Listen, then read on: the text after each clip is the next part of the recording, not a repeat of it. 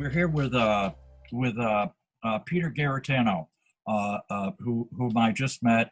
I'm Steve Merrill. I work with I'm a community producer at NEKTV, and I've been fortunate enough to get into the what do you call it? To get press credentials for the governor's news conferences every week. And just for a quick overview, I've been I've been asking a lot of questions, and I've been getting messages through the TV studio from people all over the state who have questions of their own about a ton of different things that don't seem to get asked, and sometimes don't seem to get answered by the state authorities. And so last week, Peter had called the studio because I had been asking about PCR testing. Well, PCR isn't really a test. I don't know, Peter, if you could give a brief explanation of what PCR is. I know the guy got a Nobel for it. I've got a little background here, but if you could explain what it is and why these numbers matter to the average person. Sure. I'll be as brief as I can for now, and then you can ask more questions and I can fill in the blanks from what I know.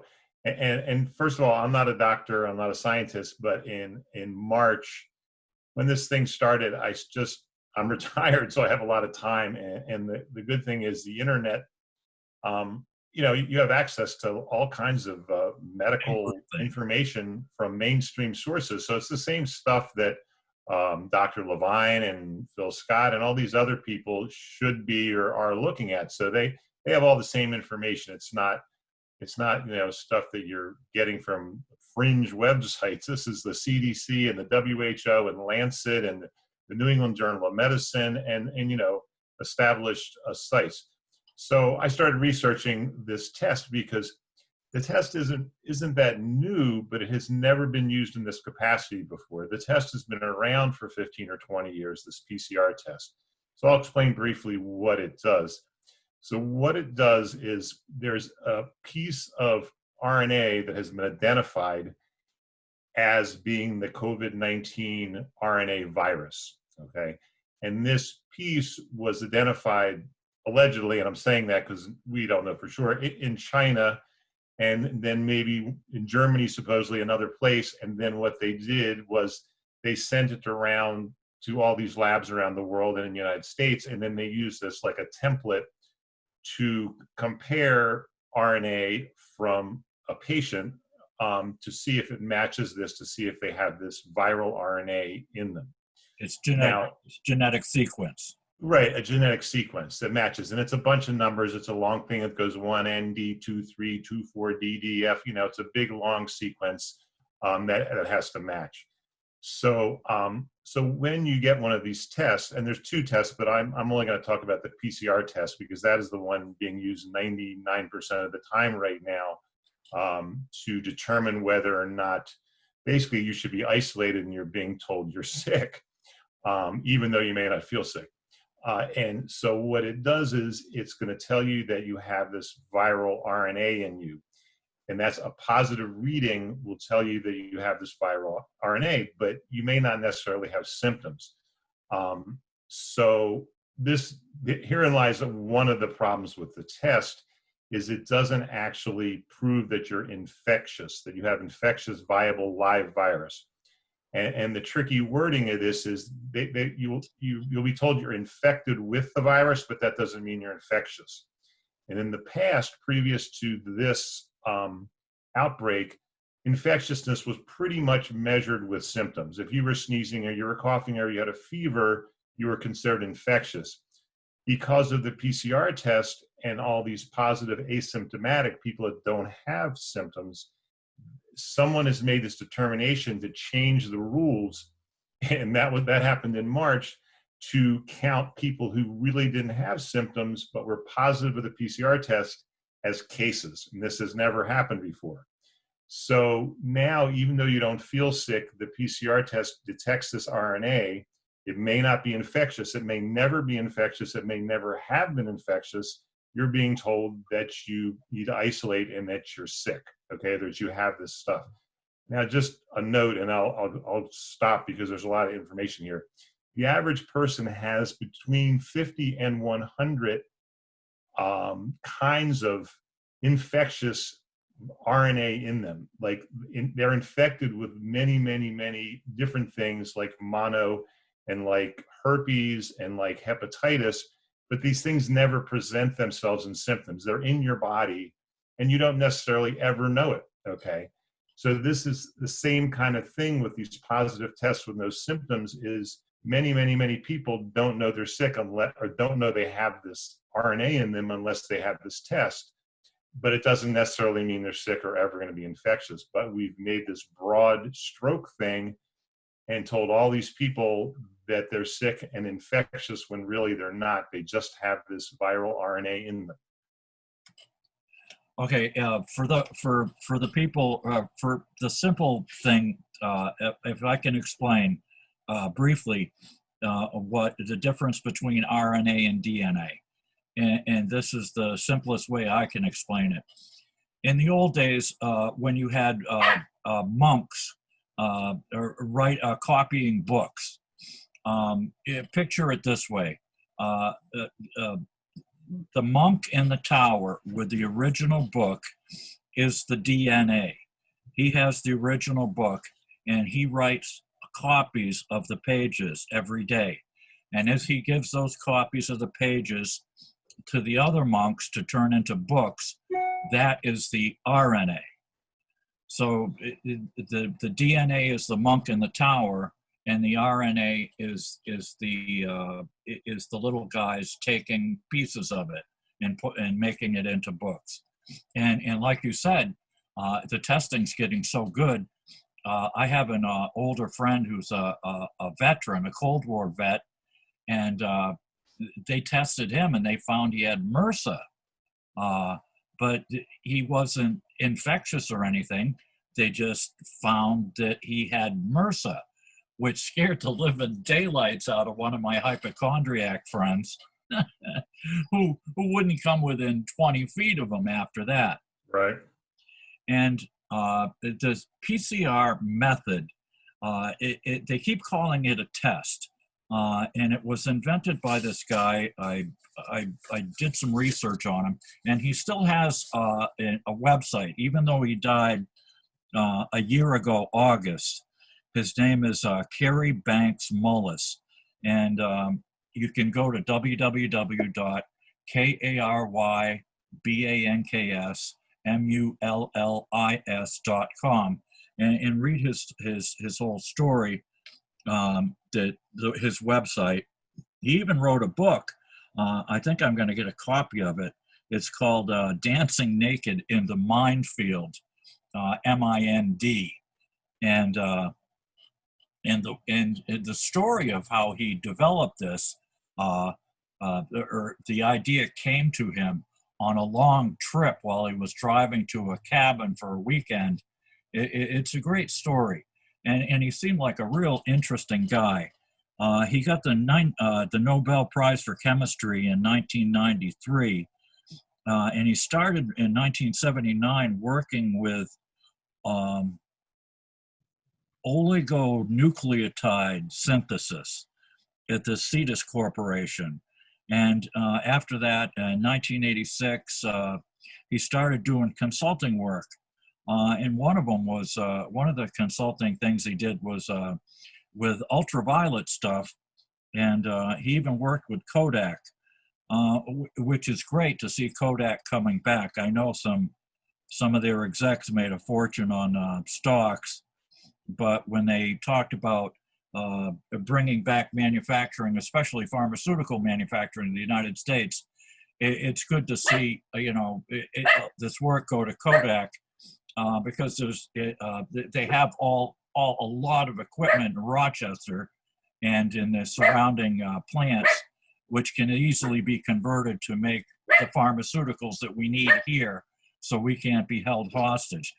But the PCR is, it seems to, from what I understand, it's an amplification method. And like you had mentioned to me, it's a matter of exponentials. The Right. That's an important thing with this, but go ahead. yeah, for every time they amplify it, it exponentially gets bigger. So like you say, it's detecting stuff that God only knows we have, but it doesn't make you infectious. And I've been trying to pin down Dr. Levine for the past, month now, I think, of what the labs is. We're contracting these tests out to laboratories in and out of state. And like you, I'm retired too. And I was a tool and die maker, a machinist. And, we have standards. Right. We had metric standards. I wish we had gone to metric. We were all trained and ready to go to metric in 75, but they never went there.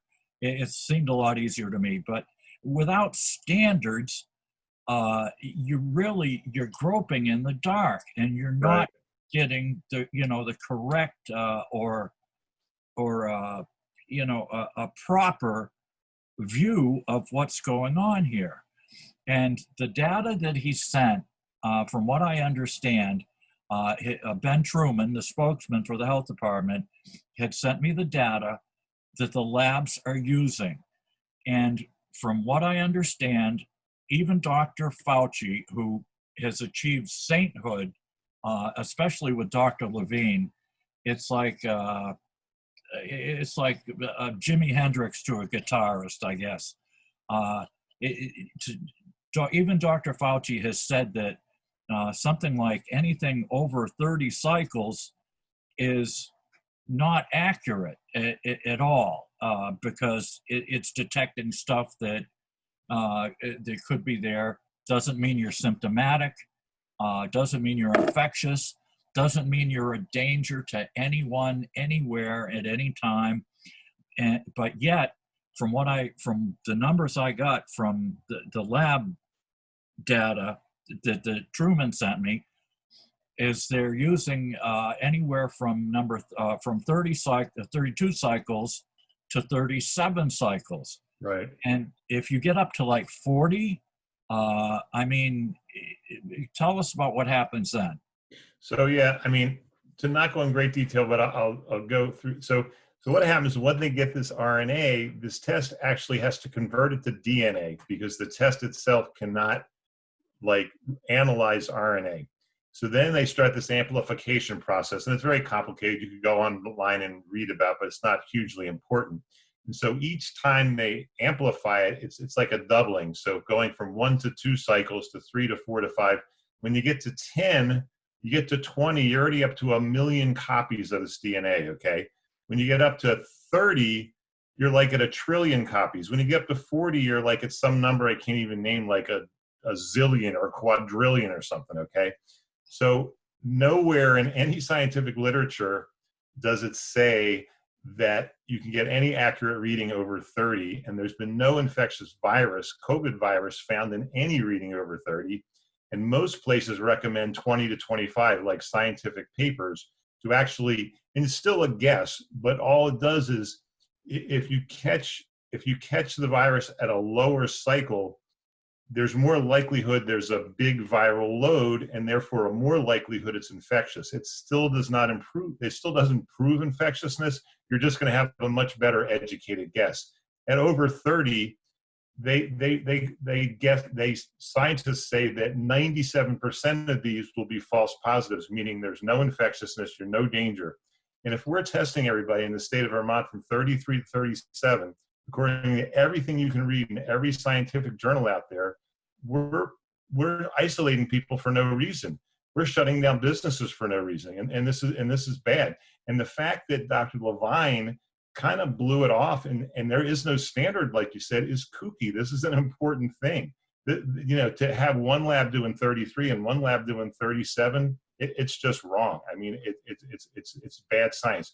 And one other thing about this test, It had never been used for this purpose before. Most of the tests in the literature say for research only, not to be used as a diagnostic tool. The test the University of Vermont is using, it says in the literature for caregivers for the hospital that a positive test does not prove infectious virus is present, and or does it prove that the symptoms are caused by the agent that you're testing. So there's a disclaimer in the literature that comes with the PCR test, basically saying it's not a valid test to identify infectious virus. So which countries do you know of that are using 20 to 25? You said.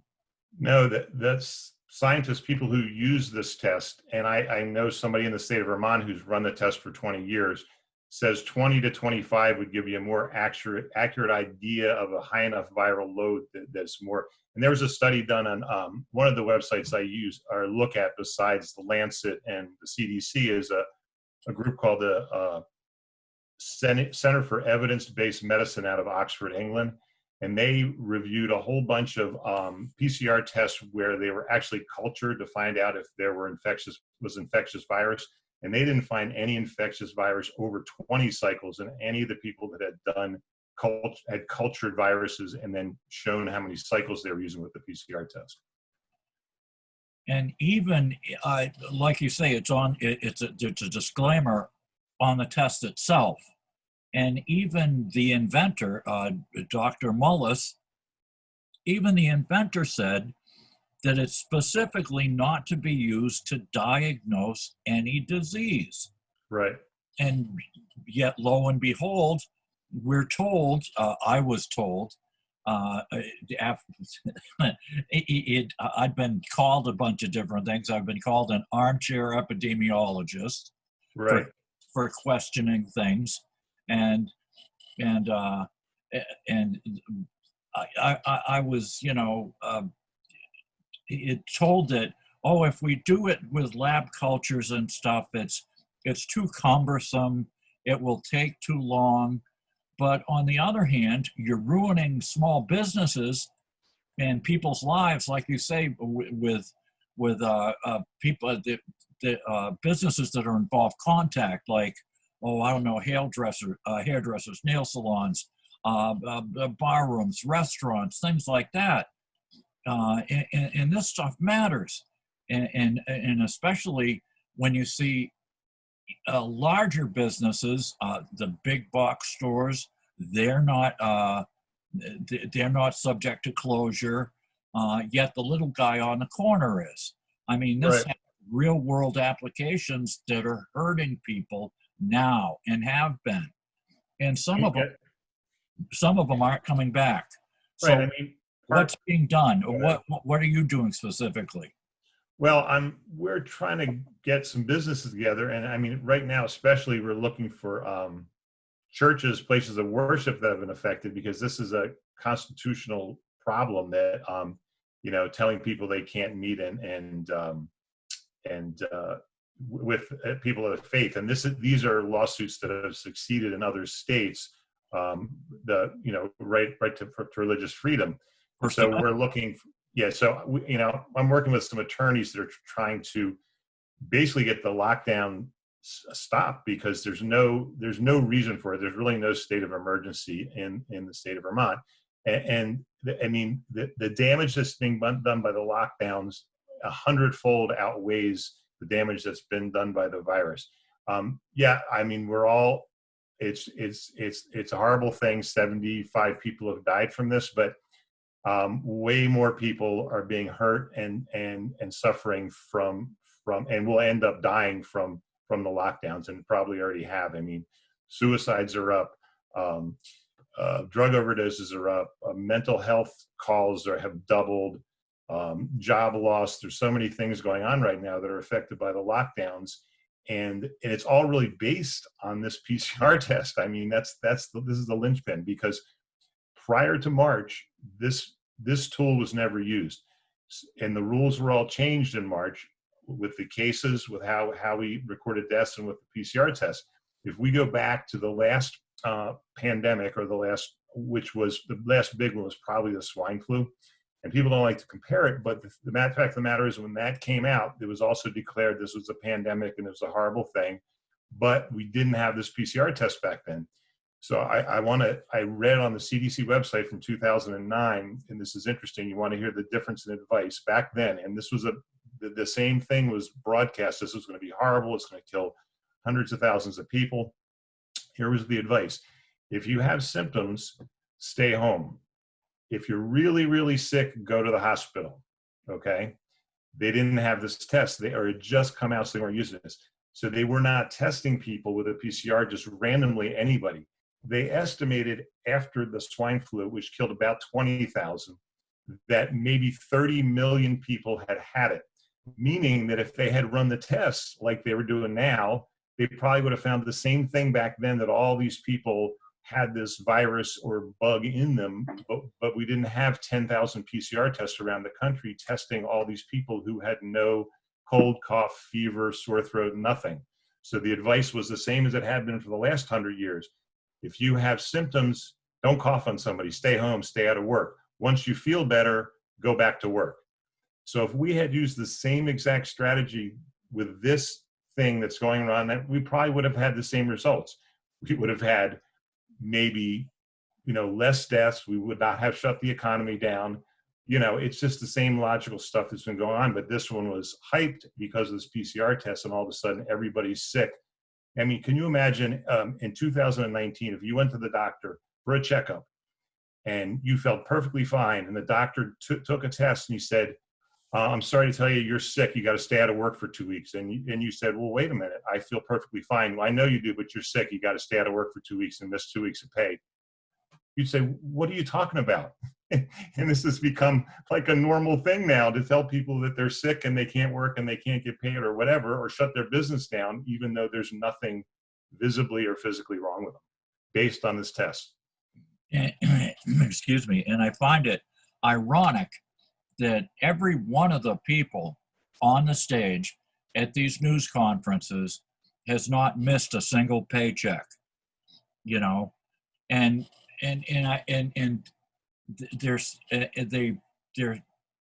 they pat themselves on the back so frequently. It bothers me sometime. I was almost to the point of asking them one time, Governor Scott, is there anybody on stage with you or on your team who is not doing a fantastic, wonderful job, And you mentioned flu deaths. Now, there was a study that just came out about excess deaths. I have it written down here somewhere, but it was only up for a day. And they pulled it down. I'm not sure if it was from Johns Hopkins. It was from Johns Hopkins, yeah. There was a lady named Dr. Briand, I want to say her name was. Briand, right? Yes, exactly. Yep. And she had said that because we lose something like, 3.5 million people a year, just normally through attrition, through old age, accidents, stuff like that. The numbers are all on the CDC's website. Right. And it works out to something like 290,000 people a month. And I'm not sure what the breakout numbers are for Vermont, but it's just the way it happens. And the censorship that's involved also it's really been bugging me. Oh, yeah. I've written letters and they say there's COVID rules and they can't publish them. COVID rules from whom? I'm guessing the federal government. They never explained. You can't write anything on Front Porch Forum, Vermont Digger, if they don't comply with the COVID rules, even if it's a scientific article you're quoting. Which is mind-boggling to me because Alex Berenson has been on this from the beginning. He's an award-winning writer. Yeah, I know him. He has all the graphs that show that the masks and the lockdowns aren't really working.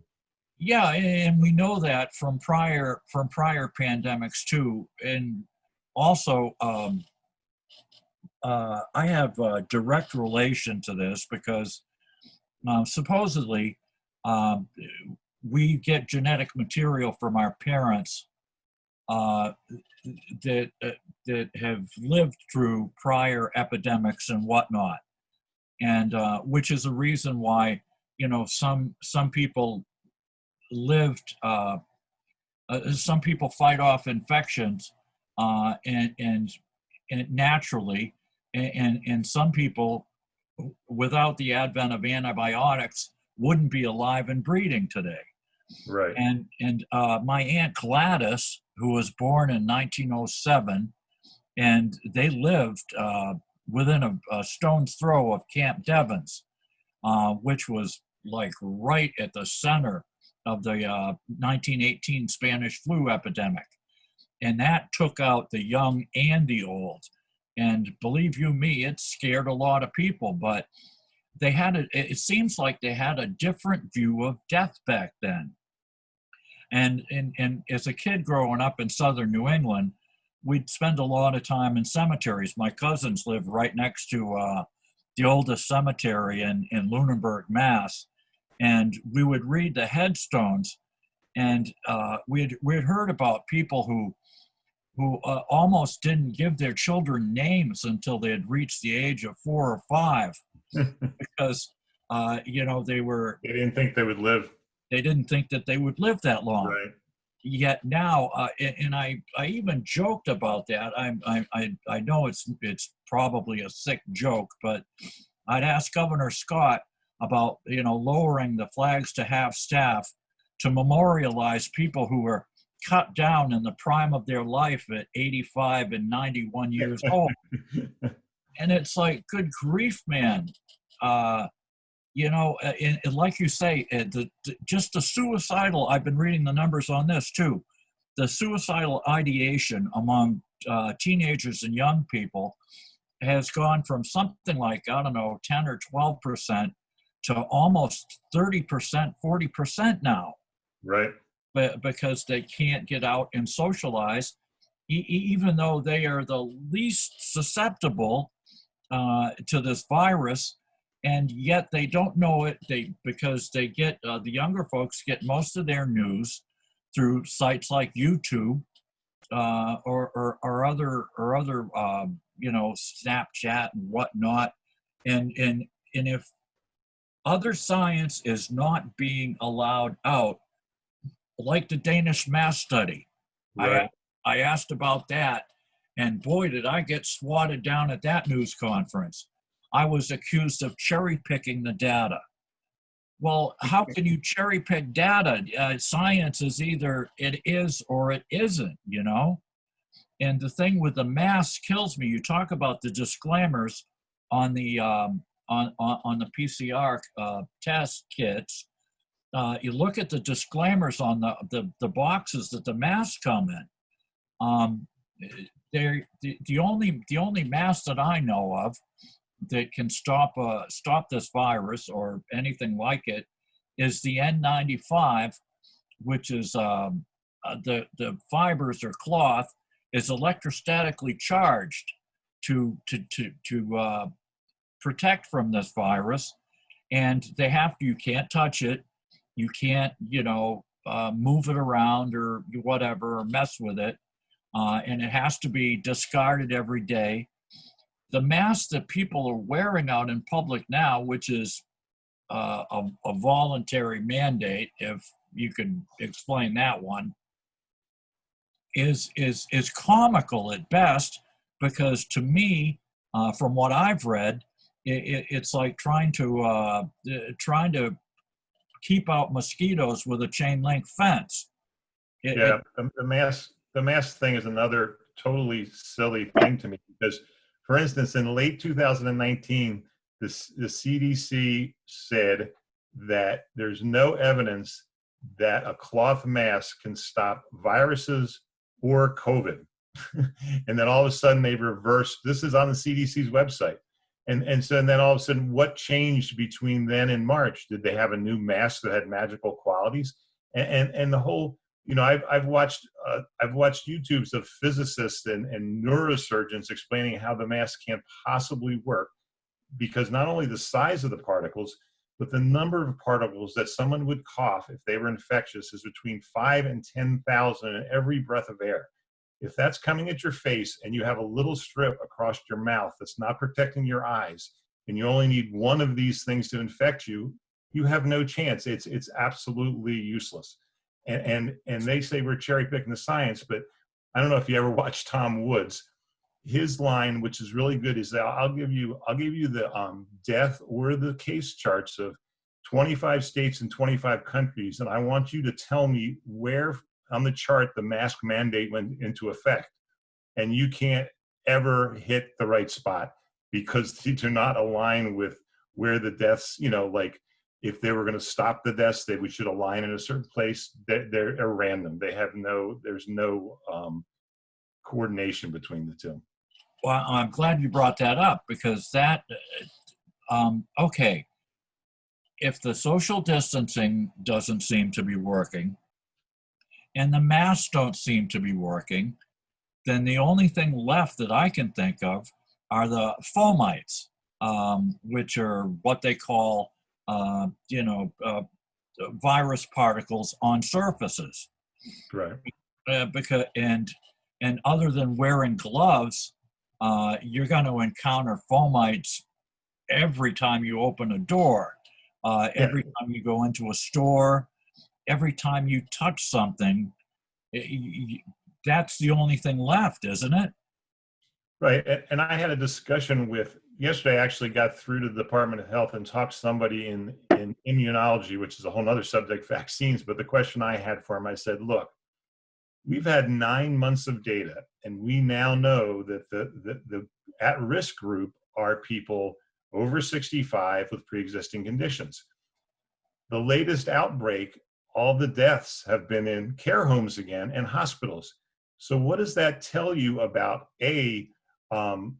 whatever the state of Vermont's doing to protect these people is a total failure? And are people going into these places without masks? Are the doctors and nurses wearing masks? Well, if they are, then masks don't work because these people are getting infected inside these care homes. People are getting infected in the hospital. 10% of the nationwide, 10% of all cases are hospital acquired. People go in the hospital for something else, and 3 or 4 days later, they get COVID in the hospital, which you would think is the most sanitary place, the most masked place, and they're still getting it because you can't stop it. It's a particle that's too small to stop. So it would even bypass, say, a HEPA filter in an air handling facility in a hospital? I'll cite another study, which is really interesting. So there's a thing that's called, it's very common that when you have an operation, there's a infections. 7% of the people who have operations get a post-op infection. And they've tried everything in operating rooms to keep this from happening. But over the years, it's been a steady 7% no matter what they do. Masking, clean the air, equipment, no matter what they do, they cannot stop these infections that occur during an operation. And people die from these infections, from sepsis, from things.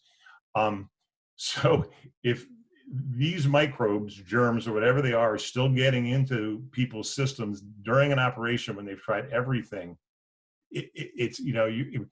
but my favorite study is in Norway or some Scandinavian country. They were deciding whether to even wear masks during an operation because of this. And so they did 6,000 operations, 3 with mask, 3 without mask in surgery. And the infection rate was exactly the same, 7%. And they said the only reason you decided to wear masks after the study, and I've heard other doctors say this, is because people feel really uncomfortable if you're operating them without a mask on.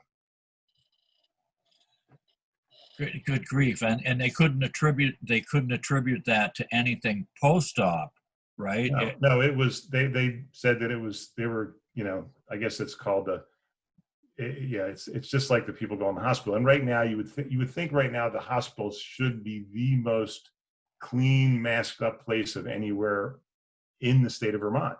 And most of the infections and deaths have been occurring in the hospital. All right. So the only thing we're left with is fomites on surfaces. Well, the masks are useless, okay, unless it's an N95. So the only thing left is fomites and air handling. And what with the propensity to build new buildings airtight to keep out obviously to keep out cold air and drafts and things like Right. that. Uh, what could we do to improve air handling, even with Well, I mean, if it's bypassing a HEPA filter? yeah, I mean, they've been working on that once again for years and have had no solution. And reality is inside is the worst place to be. And almost like I want to say 95% of all of the infections they say were in somebody's house or inside of a building. They weren't outside. And that's another kind of comical thing to me is you see people walking down the street outside with a mask on. There's virtually a zero. You have a better chance of getting hit by a car walking down the street than getting COVID walking down the street by yourself. It's silly. It's just nonsense. But I want to touch on another point you said about the small businesses, because that's kind of the thing that I'm passionate about right now is all these places that are going to possibly lose businesses they've had for years and go bankrupt. Is that the other problem with the laws is they're totally arbitrary because, like you noted, a big business, and I'm going to say Lowe's, I have nothing against Lowe's, but you go into a Lowe's on a Sunday and thousands of people are going in and out of the store. Nobody's quizzing them at the door and asking them, have you been out of state? Have you quarantined for 14 days? Nobody's watching them to see how close they are to somebody else in the building. Nobody's asking them if they're with somebody who isn't a blood relative or somebody that lives in their house. All these rules that were just made are arbitrary and really kind of unenforceable, but where they're trying to enforce them and the people they're hurting are the small businesses. I know a local business where the police are knocking on his door, a small business, and they want to inspect his house, his business, okay? He has no customers because of this, because of the laws, because no one will come to his business because he gets out-of-state customers because of the quarantine rules. But meanwhile, grocery stores, Lowe's, car dealerships, all these big places, you know, it's like checking the box saying you're over 18. I mean, you go in, well, yeah, I haven't, I haven't left the state. You know, it's an arbitrary, ridiculous rule that's hurting only mainly small places. Are you an attorney? No, but I actually know a good number of attorneys, and that's who we're working with to try to help some of these businesses because they're, like I said, they're in big trouble. And I mean, I was reading this article in Lancet that they're saying 40% of restaurants will be bankrupt by March if the lockdowns in the country. And I know that's probably true in Vermont also. Well, the reason why I asked is because the word arbitrary is usually followed by capricious. I don't use that one. I mean, capricious, I believe, it indicates some intent. Yeah. Arbitrary means it's not making sense, I guess. Yeah. And capricious means that it's being specifically targeted. So it not only does it not make sense, but it's being targeted, and specifically at small businesses who don't have the wherewithal to defend themselves, and they're at the whims of having their liquor licenses pulled, Right. their kitchen or their sanitary victualler's license pulled, or even like in Los Angeles, having their power and water shut off. Yeah. And this is going on and on and on, and nobody is questioning it, again, because of the censorship.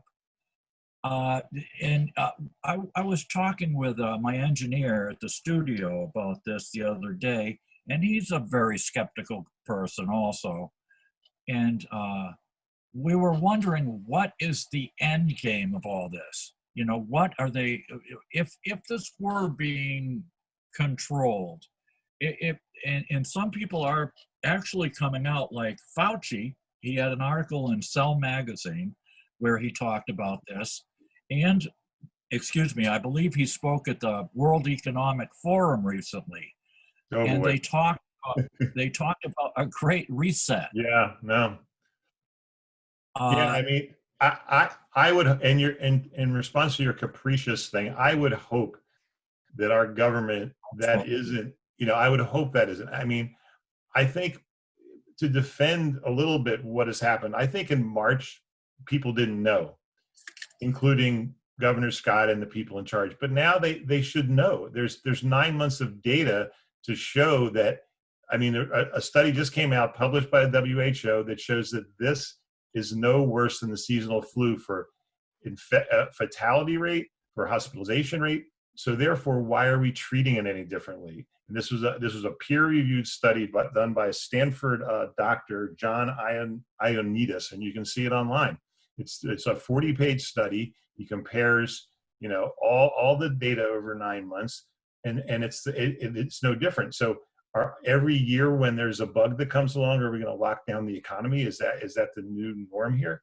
I mean, I wonder if people are afraid to admit they made a mistake, and now with the new data, they don't want to say, oh gosh, we don't need to do this anymore, because I think there's opportunists. I think, you said, is it a grand conspiracy? Well, I'm sure that the pharmaceutical companies love it. I don't know if they're behind it it doesn't matter, but they're making so much money just off these tests alone. They're making hundreds of millions of dollars selling the PCR test, hundreds of millions. There's little companies that have never done anything in their life, like this Moderna, that are making hundreds of millions of dollars from this thing. So they're not going to protest this. It's a windfall for them, and Google and Amazon and all these places, they're making lots of money off this. So they're not going to protest, and they're not responsible for it. They didn't start it. But why would they butt heads with it? It's a good thing for them. And like the guy you said, the World Economic Forum, he said, never let a good crisis go to waste. yeah, and speaking of flu deaths, we annually lose something like what, 60,000 people? Yeah, bad year 60, a slow year like 30,000. Yeah. Okay, so last year, on week 46, we had the CDC surveillance report showed 1,786 confirmed flu cases, and that was at week 46. And yet here we are in 2020 with just a few weeks left to go, and we've only got 41. Yeah, well, What happened? That's another problem which we didn't talk about, is they've changed the rules there too. And this was something that's been debated, and they tried to shoot it down, but cause of death. Never before could you have the flu, have a heart attack, and your death would be recorded as a flu death. It would have been a heart attack death. Now you can have a heart attack in the hospital, and if you tested positive with a PCR test, even if you weren't infectious, you're going to be a COVID death. And this rule was also changed very recently. And in March, you can see the CDC's guideline for cause of death with COVID, where they basically said, if you assume or presume, basically, if you kind of think or suspect that they had COVID, you can put it down as the underlying cause of death. This never happened before. And isn't there some, I hate to be morbid, but isn't there some financial incentive for listing deaths as COVID related also? I've read that the hospitals get 30,000 per COVID patient. I'm not 100% sure of that. I've read that in a couple of things, and I don't like to say things I'm not 100% sure of. I know there was some financial. I heard 13,000. Yeah, I heard in the beginning, every state got a certain amount depending on their size, but I don't know if it was actually per patient. So if you have somebody you say is a patient, I don't know if they're sending you $30,000. I don't know if that's true, but there was money sent out just to help the hospitals. And we've seen instances also of people who have had a motorcycle accident. Oh, yeah. And if they tested positive, again, we don't know how many cycles they used for their PCR test. Right. If they had a motorcycle accident and tested positive for COVID, they are listed as it being COVID related, which is almost totally absurd. Well, you mentioned that the John Hopkins thing, and that's actually what this lady showed, is that all the months where COVID was up, heart attacks were down and other things were down. And over a normal year, especially heart disease, which is the number one killer, Yeah. it's very consistent. Every year, I don't want to throw a number out there, 675,000 people die of heart disease. And it's very, very consistent over the years. Everything goes up like 1% a year. Some things go down a little bit, but there's no big difference. And this year, we were, I guess, on our way to have way less heart disease deaths. And what she's saying is because they're being reported as COVID deaths, as comorbidities. And one of the things that bugs me, and I don't know if it bothers you as much as it does me, is, and I've mentioned this, I'm surprised they didn't cut off my mic, because sometimes Rebecca will take the governor's assistant. When I get to the end of a question and she doesn't like where I'm headed, they will actually cut my microphone Yeah. and just shut me off. But I've mentioned that sometimes the worst wounds are self-inflicted. And there was a time, I think it was during Barack Obama's administration, where labs were caught shipping very toxic and noxious materials without the proper safeguards. Right. So what they did was they shut down a whole bunch of testing in the United States.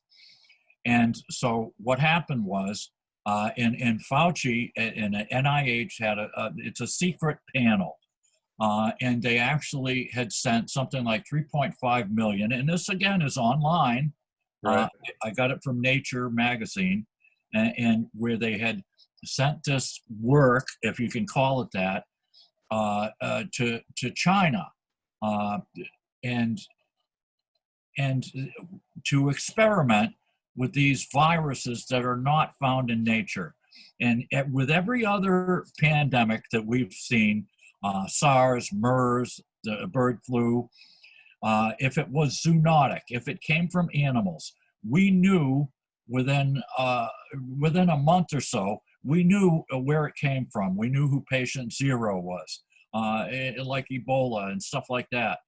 Yet this one, for some reason, we still don't know, and we're not questioning where it came from or why they were experimenting with this. And there was hundreds and hundreds, I mean thousands of bioethicists who had signed petitions saying, don't do this kind of work. It's bound to escape from the lab. No good can come of it.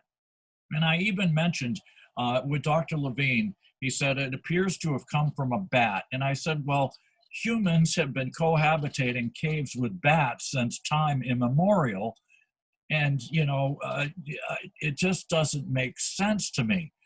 And nobody's asking where it came from and why are we funding research this dangerous? Yeah, and I mean, and the other thing which some people have joked about, this all originated allegedly in China for whatever, but they're doing just fine now. And some people just joke that they like totally gamed us here, that whatever this was, they knew all along it wasn't that bad, and it happened, and then they got over it, and then they're back to life as normal. And meanwhile, our economy's getting destroyed. It's almost like the anti-sanction thing, or whatever Trump was trying to do with the tariff. It's the anti-tariff thing. They said, hey, take this, you silly Americans. We're going to unleash this thing that we know is just like the flu, but you guys are going to get all excited about it and ruin your economy. So have fun. Well, another problem being, and my mom was raised, my mom was Ukrainian, and she survived Stalin's famine, and she was a young pioneer, and they were, like the kids that were being told to rat out their parents over Thanksgiving. She was a young pioneer, and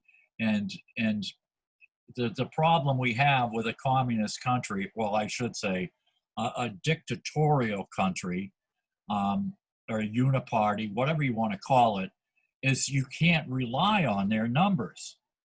And and we have a virologist, a Chinese virologist. I've only seen her twice. Her name is Dr. Lin Ming Yang, and she says she can identify the cut marks on this virus that showed that it was man-made, that it was put together. And her analogy was that if you see an animal with a cow's body and a deer's head and monkey feet, that it's not found in nature. And yet, I'm not sure what happened to her. She escaped from communist China, made it to this country. They've jailed her mother back in the old country, which is what they've known to happen. So when you mention numbers from China, I'm not sure if we can trust anything the Chinese Well, no, say. I mean, I'm just saying this could have been Yeah, a whole joke by them. I mean, not a joke, not a horrible joke, but I mean, that we wouldn't exactly consider them an ally. So, no, I mean, we had the Cold War with Russia, and certainly this could be a new form of that, of war. That it's economic, it's an economic thing. Who knows? But it's and we're killing our small businesses. right, right. No, It's that, I mean, that's the real issue here is that we have a test that doesn't prove anything, that we've basically shut our economy down based on this test. If this test didn't exist, or if we weren't using this test, we would not be where we are today. I mean, that's a fact.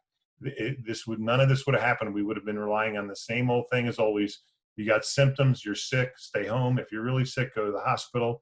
Same advice that was 9 months ago.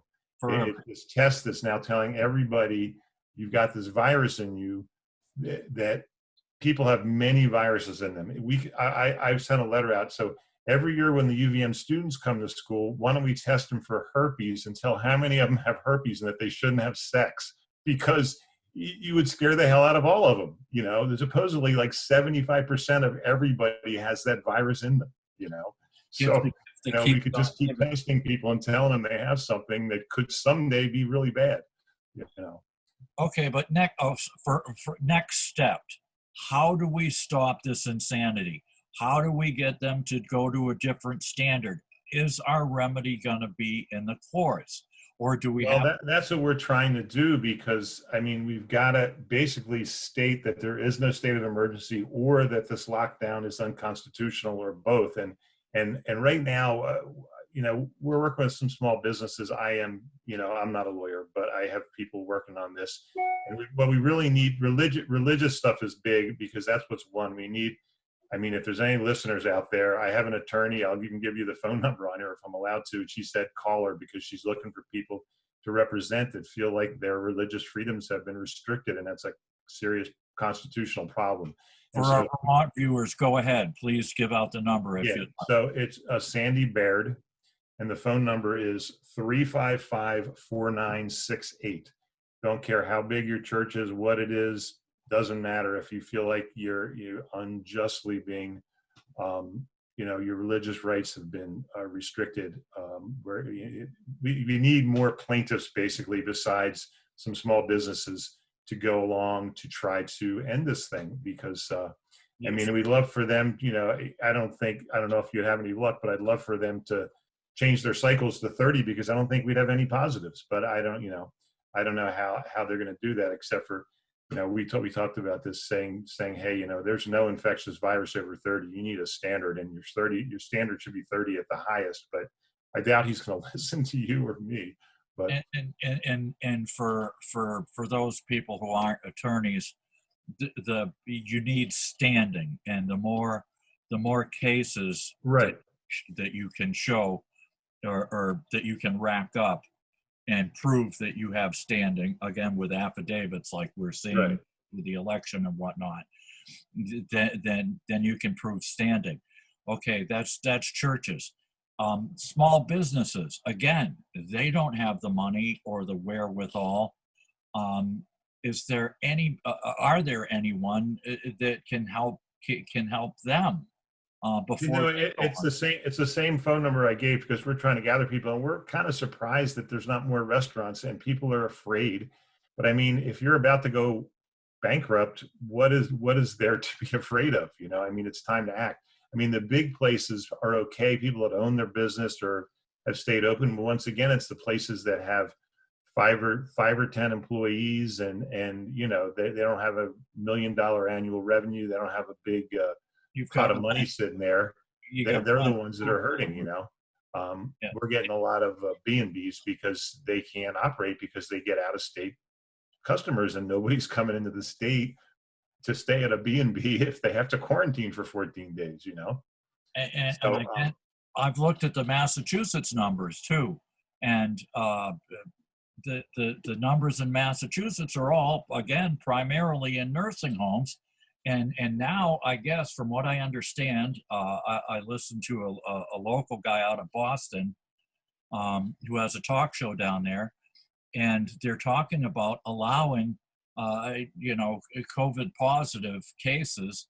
And now, again, I don't know if it's PCR method or what, but they're talking about allowing COVID positive cases back into nursing homes again, which is probably the worst thing you could do. right.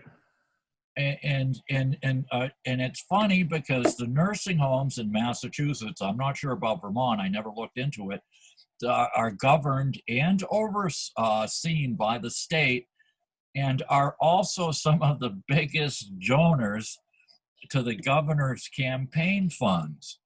Wow.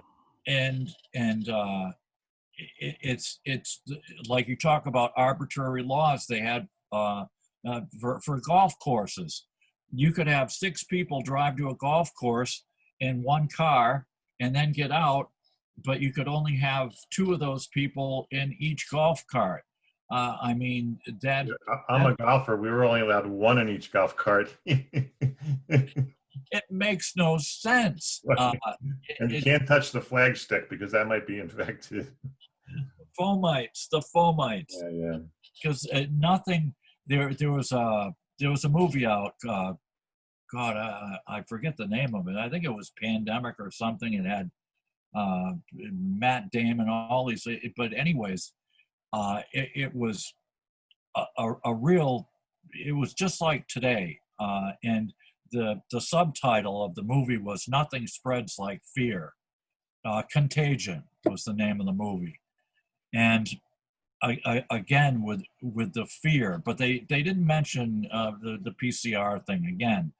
But Yeah. when you have the inventor of an amplification device, not a test, but an amplification device, specifically telling people this is not to be used to test for any disease, Right. my God, how much clearer can you be? You know? The best description I heard from a virologist or somebody who works with this was, I read this online. They said it'd be like finding a fingernail clipping in a pile of rubbish, amplifying it 1,000,000 times, and then coming to the conclusion that an army had marched through. Yeah. Perhaps someone who was interested in manicures and pedicures. It must have been an officer. For those who have ever been in the military. Yeah. Well, we're getting near the end of the hour, and Peter, it's been great talking to you. Yeah, you too. And hopefully we can get the word out. Yeah. Hopefully we can get them. I don't know if it's going to take shaming them or a lawsuit or whatever, but hopefully we can get them to get some kind of standardization to stop this insanity, because it just seems to me that the more, I don't care how good of a person you are, when people gain absolute power, it can corrupt them absolutely, like the old saw goes. Yeah. And to keep going with this state of emergency, and yet we're not seeing the death rate go any higher than the normal average deaths would be, is not, to me, it's not worth ruining people's lives, and with the suicides. And I had a buddy call me from Massachusetts. He'd been on the wagon. He finally got into rehab. He had been drinking for a long time, and he got so bad, he was so paranoid, that he was, to me, he was accusing his ex-wife of sabotaging his AA meetings because they were having underground AA meetings. And I said to him, I said, well, you guys do leave a trail of coffee cups and cigarette butts. You know, maybe somebody's followed that trail. I've known his ex-wife for years and years, and I don't think she'd sabotage anything. But these people, the AA people, they need people. The Narcotics Anonymous, they need their meetings. Yeah. People are social animals. They need to get out and about. And the restaurant owners and bar owners, they need these people to come out and about. Yeah. And if we don't shame them or sue them into some kind of compliance, I think we may lose a lot of businesses and lose a lot more people to suicide, and especially younger people to suicide, depression, and drug overdoses. And it's been great to spend an hour with you, and hopefully we'll stay in touch, and we'll keep exchanging information.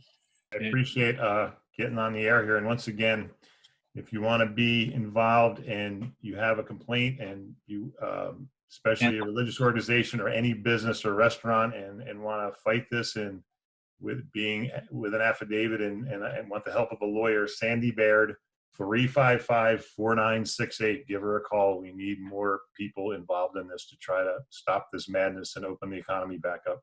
And it's Thank you very much for having me on there. 802. 802, yeah. Obviously, we only have one in-state number. So thanks again, Peter. All right, thank you.